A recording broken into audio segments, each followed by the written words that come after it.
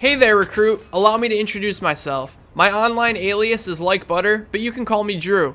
I'm going to be your new Star Wars Battlefront coach. Star Wars Battlefront came out about 2 weeks ago, and it is a reboot of a series that was out in the early 2000s. It is published by the company Electronic Arts, but more specifically built by the game studio DICE. Now, if you clicked on this video, it's probably because you need a little bit of help with your game. Or you're like me and you look at things optimistically and realize even if you learn one thing from this series, it was worth watching. This is episode 1 of my new series called Star Wars Battlefront 101 Tips and Tricks. This series is going to start off at the basics and kind of start moving as episodes go on to more and more in-depth tips and tricks.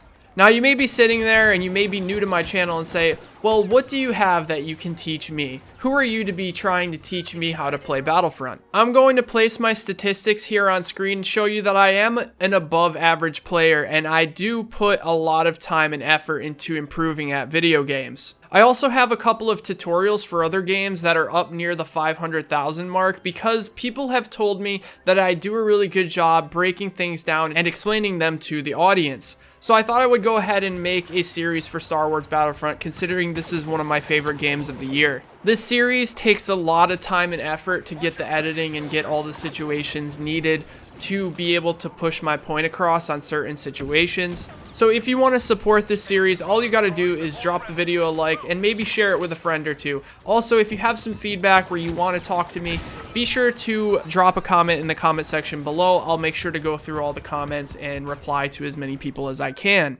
In episode 1, we're going to be talking about the customization available in your settings. Now, I know settings seems to be a no-brainer when you get a new game, but you would be surprised how many people out there don't actually customize their look sensitivity and their key bindings to their liking. I know it seems extremely simple, but it's one of the core most important things on to improving. Everyone is different. Everyone has different size hands, different length of fingers, and more comfortable ways to either hold a controller or rest your hand on a keyboard. Changing key bindings, sensitivities, and button layouts are what's going to make your character movement feel the most comfortable for you. Now, I play Star Wars Battlefront on PC, so for those of you guys who are watching this video who are playing on PC, you're going to have a lot more customization than people will on console. There will be settings that allow you to change things, and it wouldn't hurt to try something different if you feel like the layout that you're using feels awkward. However, for Xbox One, there is a new Microsoft product called the Xbox Elite Controller.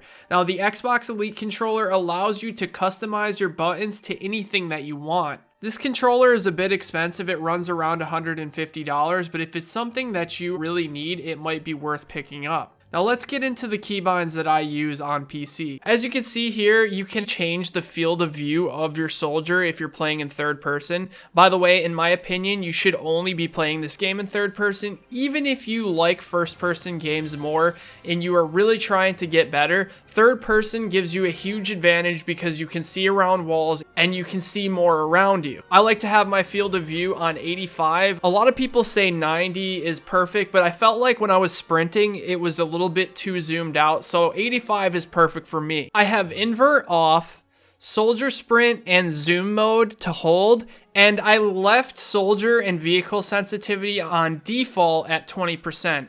I felt like there was no reason to raise or lower it. It just felt perfect for me.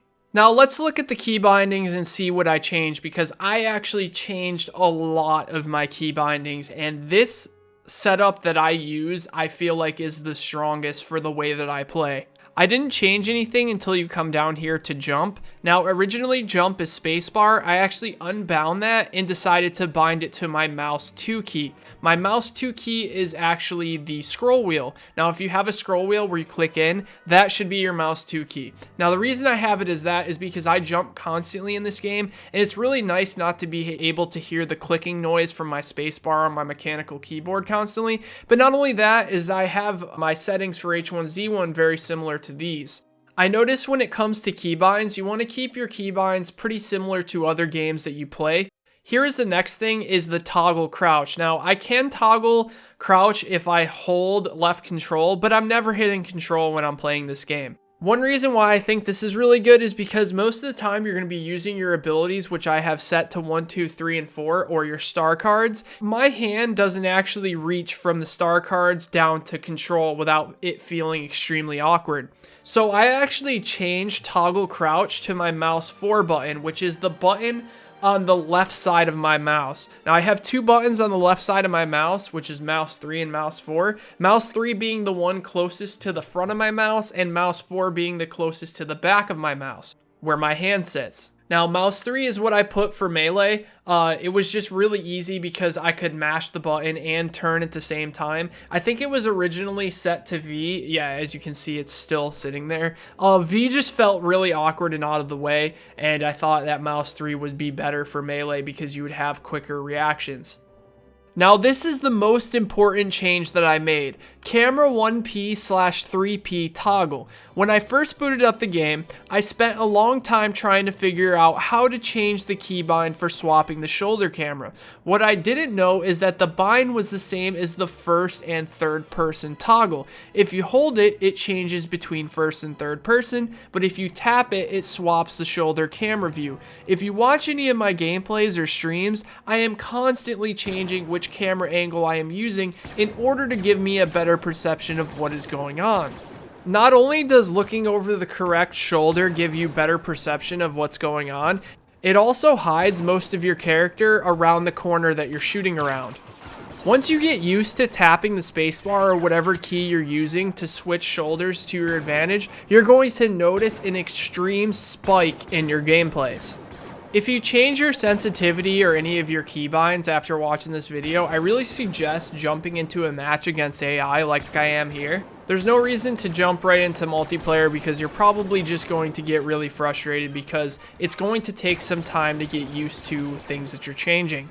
As you can see here, after a lot of practice, you'll have so much mobility and movement with your character that you'll be able to strafe and outplay your enemies constantly. Here's another quick example of just how you can use the crouch mechanic to your advantage. Once you get a setup that's comfortable for you, you can start working on improving.